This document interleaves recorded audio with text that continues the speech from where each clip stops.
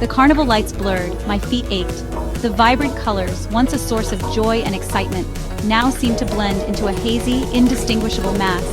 Each step I took felt heavier than the last, as if the weight of the entire day was pressing down on me. The night air, thick with the scent of popcorn and sweat, did little to revive my weary spirit.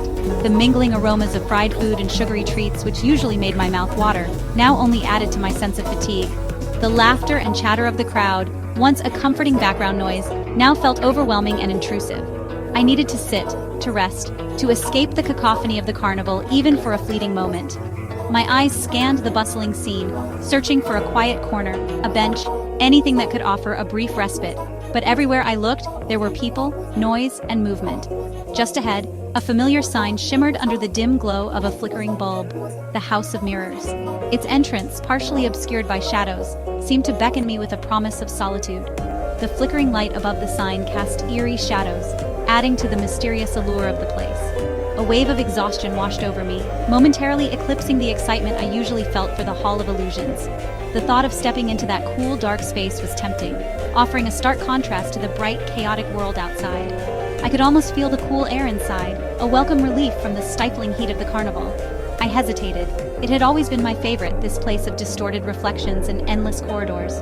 Memories of past visits flooded my mind, the laughter, the surprise, the wonder. But tonight, those memories felt distant, overshadowed by my current state of exhaustion. But tonight, the thought of navigating its maze filled me with an unusual weariness. The idea of confronting my own distorted reflections, of wandering through the maze of mirrors, felt daunting. Yet, there was a part of me that longed for the familiar comfort of the place. Yet the allure of its shadowy entrance, promising a cool, quiet respite from the chaos outside, proved too strong to resist.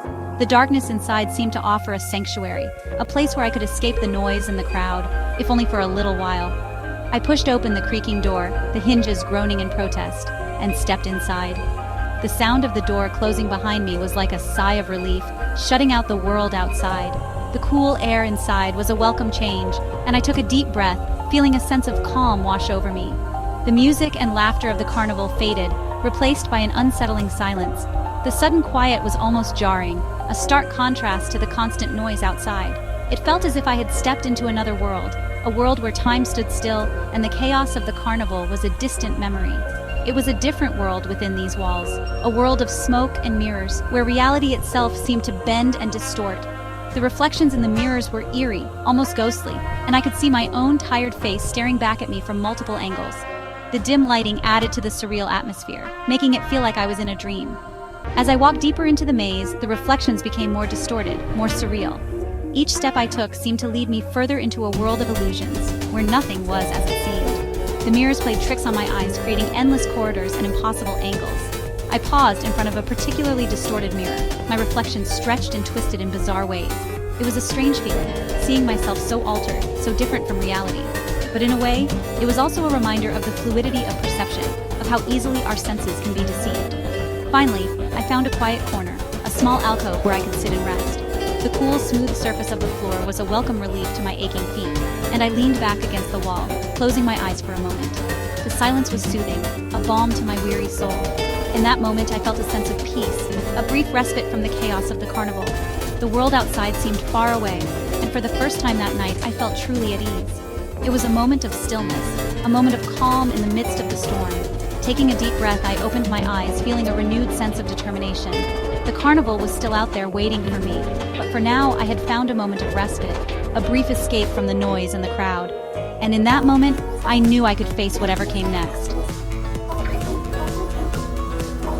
The air inside was cool, almost damp, like stepping into an ancient cellar that had been sealed for centuries. The atmosphere was thick, almost tangible, as if the very air was laden with the weight of countless secrets and forgotten memories.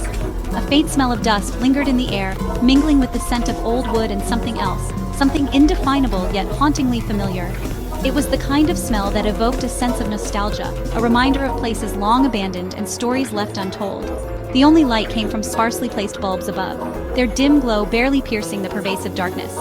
Each bulb flickered intermittently, casting an eerie, almost ghostly light that seemed to dance and waver as if alive. These bulbs cast long, dancing shadows that stretched and contorted with every step I took. The shadows seemed to have a life of their own, twisting into grotesque shapes that played tricks on my mind, making me question what was real and what was mere illusion. I moved deeper into the labyrinth, the outside world fading with each turn. The walls seemed to close in around me, the path ahead becoming more convoluted and treacherous.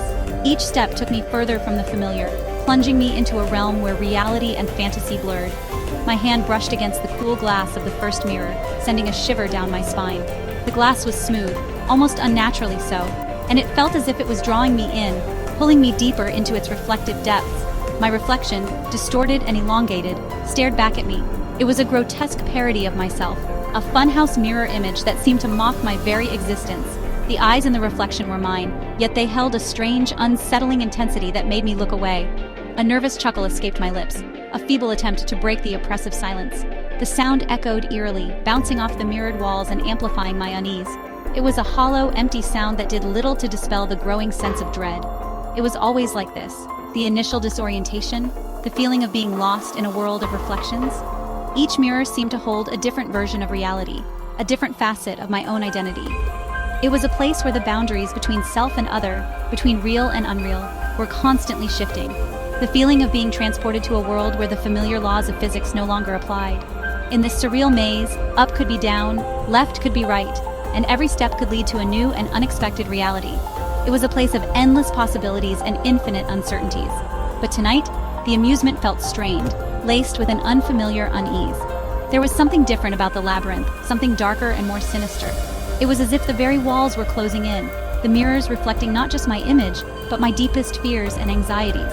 The silence was too profound, broken only by the soft echo of my own footsteps. Each step seemed to reverberate through the labyrinth, a constant reminder of my solitary presence. The echoes created a haunting symphony, a soundtrack to my growing apprehension. The deeper I ventured, the more intricate the maze became. The mirrors multiplied, creating a dizzying array of reflections that made it impossible to distinguish reality from illusion. Each turn led to another hallway, another mirrored reflection of myself, twisted and grotesque. Each turn led to another hallway, another mirrored reflection of myself, twisted and grotesque. The reflections seemed to take on a life of their own, moving independently and creating a sense of disorientation that was both thrilling and terrifying. I tried to retrace my steps, to find my way back to the entrance, but the layout seemed to shift and change around me. The mirrors created a labyrinthine maze that defied logic and reason, a place where the normal rules of navigation no longer applied. The layout seemed to shift and change around me, the mirrors creating new pathways and closing off old ones. It was as if the labyrinth itself was alive, constantly evolving and adapting to keep me trapped within its reflective confines. Panic, cold and sharp, began to prickle at the edges of my composure. The sense of being trapped, of being lost in a never-ending maze of mirrors, was overwhelming. My heart raced, my breath quickened, and I felt a growing sense of desperation. The labyrinth had become a prison, and I was its captive.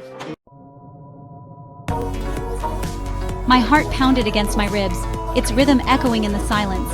Each beat was a reminder of my growing fear, a drum that seemed to signal the onset of something unknown and terrifying. The silence around me was thick, almost tangible, wrapping itself around my senses and amplifying every sound, every heartbeat. I was lost, truly lost. The maze of mirrors around me seemed to stretch infinitely, each turn leading to another reflection, another dead end. The walls of glass were both a barrier and a window, showing me countless versions of myself, each one more distorted than the last. It was as if the mirrors were mocking me, reflecting my confusion and fear back at me. The realization hit me with the force of a physical blow.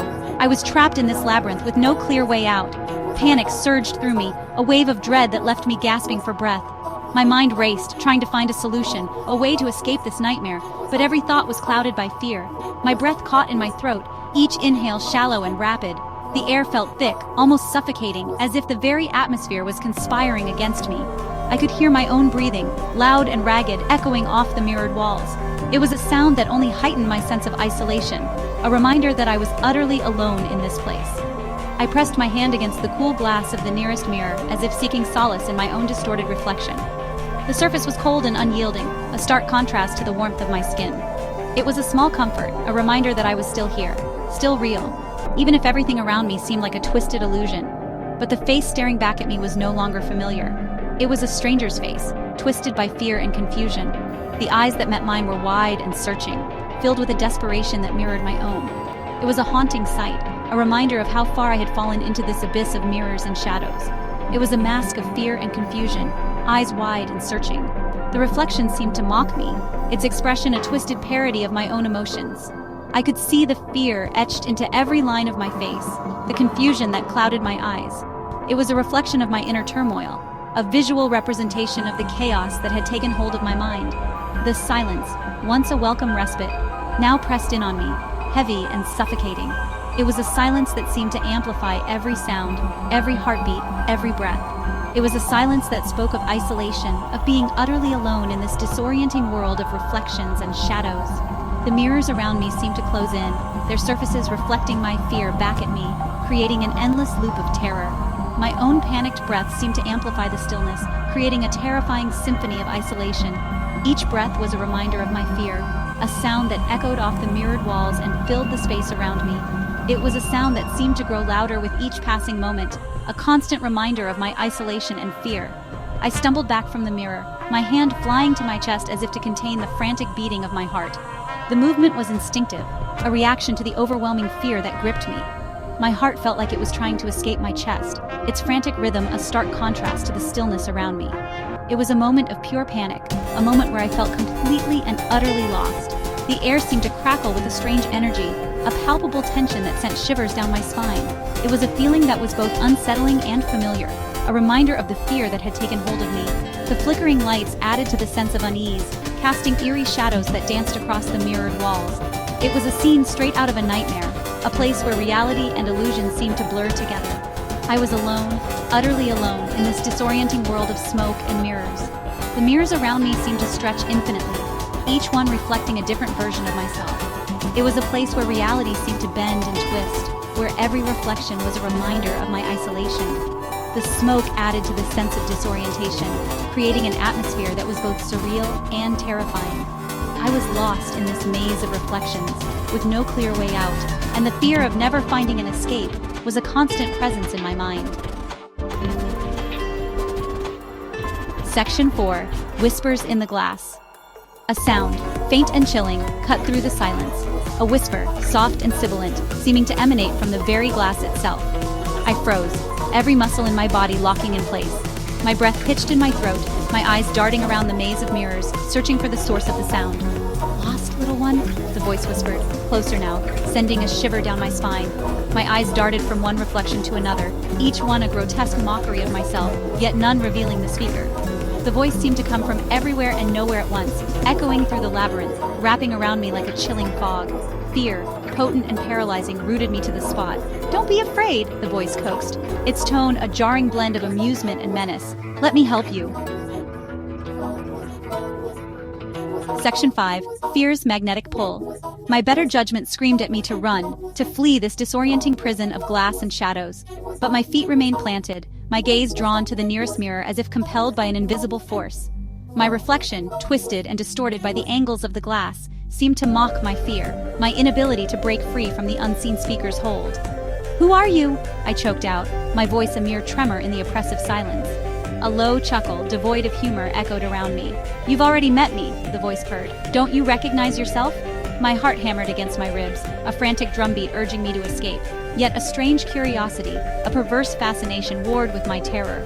I found myself stepping closer to the mirror, drawn to the enigma of the voice, to the chilling game it played with my fear. Section 6. The Chase Within. A flicker of movement in the reflection across from me shattered the trance. A figure, tall and slender, materialized from the depths of the mirror. Its features were obscured by the dim lighting and the distorting angles of the glass, but its eyes, piercing and sharp, held mine with an unnerving intensity. Terror, raw and primal, surged through me, breaking the spell that had held me captive. I spun on my heel, my breath catching in my throat, and ran blindly through the labyrinth. The sound of my own footsteps echoed loudly in the silence, a frantic beat accompanying my desperate flight. Behind me, the whisper followed, closer now, laced with an undercurrent of amusement. "There's nowhere to hide, little one," it taunted, the sound seeming to slither along the edges of my sanity. "You can't outrun yourself."